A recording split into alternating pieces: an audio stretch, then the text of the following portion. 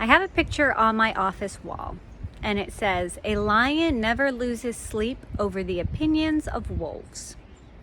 Someone had sent it to me. It just struck a chord. It resonated with me. Another one I had for a while that got my dog, little wolf, is drinking water right there. Another one was, "Throw me to the wolves and I'll come back leading the pack."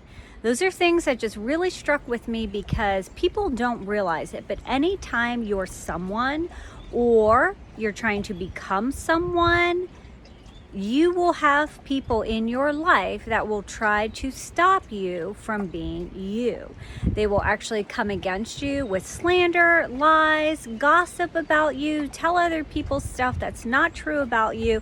Or my favorite, which I've gone through, is they actually twist your truth to make it their narrative. They actually twist the truth to make it their narrative.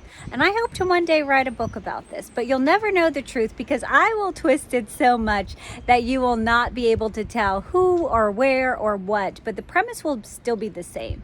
And that's to encourage you that when you are being attacked unjustly or wrongly accused, or someone just trying to change you from the good-hearted, positive person you are, that you need to have those mottos. That a lion does not lose sleep over the opinion of wolves. And throw me to the wolves, and I'll come back leading the pack. There are people, some say that leaders are not born, they're created. I completely disagree. Now, I'm not saying that someone can't become a leader, but I distinctively, truly, wholeheartedly believe that some people are born to be leaders. Now we know through neuroplasticity, actually change your brain, learn new things. And when you're learning new things, you are changing your brain.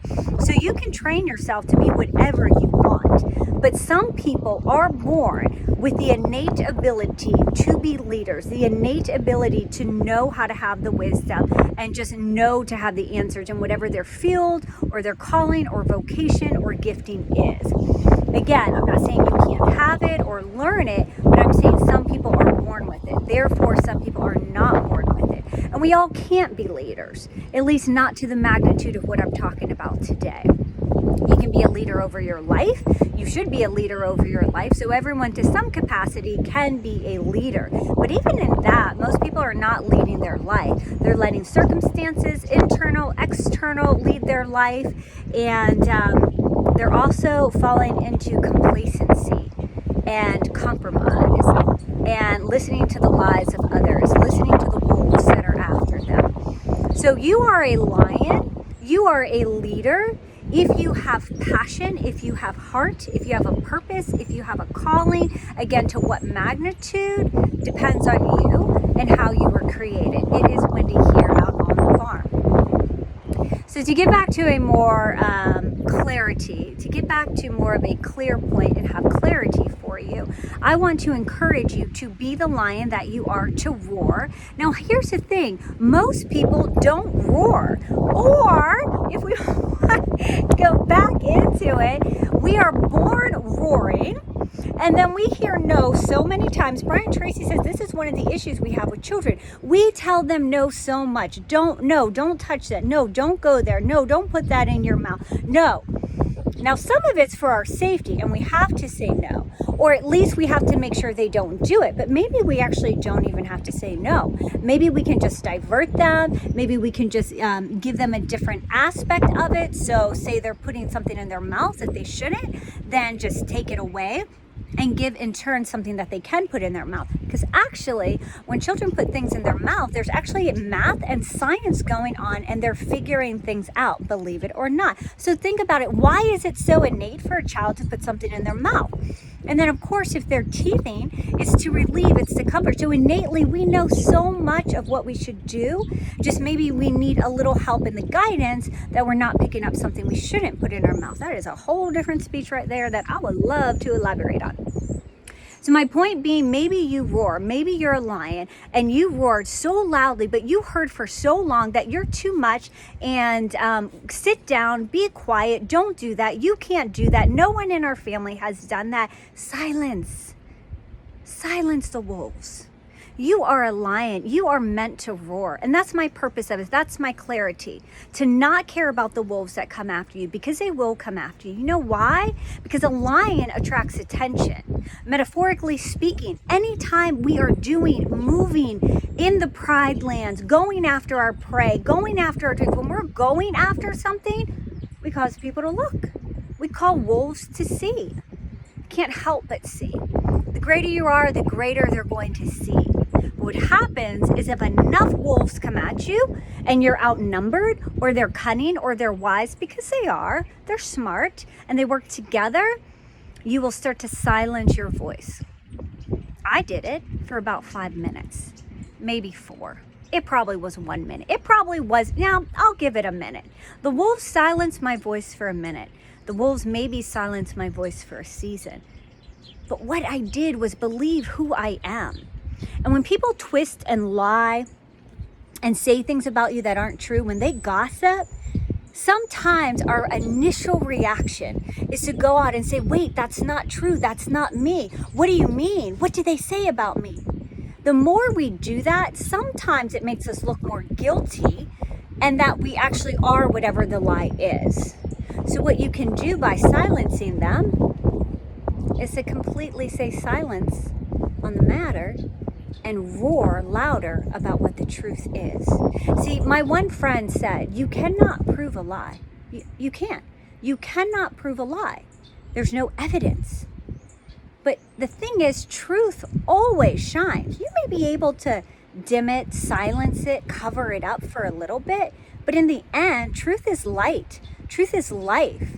Truth is powerful. And at the end of the day, truth eventually comes out. Even if it isn't literally in a day, figuratively, truth always comes out. So those that are trying to silence the truth that you're powerful, that you're amazing, that you're called, that you're talented, that you're a designer, that you're a doctor, that you're a great mother, that you're a great father, that you're going to be a teacher, that you're going to be the next neuroscientist, that you're going to be the next builder, contractor. The next time someone silences you because your fingers are covered in grime and dirt. I had a kid when I was speaking at a school. He said, can you tell what I do at Votech? And he showed me his hands, and he was so proud to show me his hands. And me being too worried about getting my event ready, I just kept looking at his hands, and I'm like, I don't know what you're trying to show me in your hands. What am I supposed to see? And he's like, look how dirty it is. He was so proud of his dirty hands. He was roaring with the oil between his fingernails because he had pride in that. That was his pride land. He was proud of what he did. Now, maybe someone's telling him, you're stupid. You suck at school. You're never going to be anything but a mechanic. I don't know someone that doesn't need a mechanic. If you drive in a vehicle, whether you're behind the wheels or you're getting on a bus or a taxi or an Uber, you need a mechanic eventually at some time so you can take that vehicle to where you're going. Don't let someone act like you're nothing. Don't let someone diminish your power. Don't let someone minimize what you are doing, because out of the small comes greatness. You have to have the small to get to the greatness. And the more you meditate and believe in the small, like a kindling fire, the more you breathe on it, the greater that fire will be if you tend to it properly. So maybe my friend at Votech is so proud of his dirty hand. Now, in my defense, we were in a dark auditorium and he was about 5 feet away, and I'm over 40, so I'm in my 40s. So it was a little more difficult as I was preoccupied. I want you to encourage someone, that boy, that teenager, maybe he's going to be the best mechanic there is. Maybe he's going to find out a secret to make it better for vehicles, automobiles. Maybe he's going to own his own business. Maybe he's just going to be a mechanic and provide for his family and have a great life and live on a tiny farm. And that's where his success is. Your success is having what you want and desire. That's success. So your desire, your success, is not someone else's. Your success is what you desire. I don't desire a 150 truck. I appreciate them. I think they're awesome. I don't desire one. But there's someone that desires a 150. He or she is successful by getting that 150 because that's what they desire. What do you desire? What is someone silencing your roar for? Be loud, be prouder, be braver.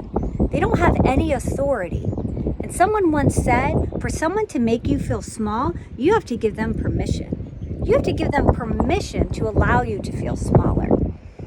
I'm giving you permission to shine. I'm giving you permission to roar.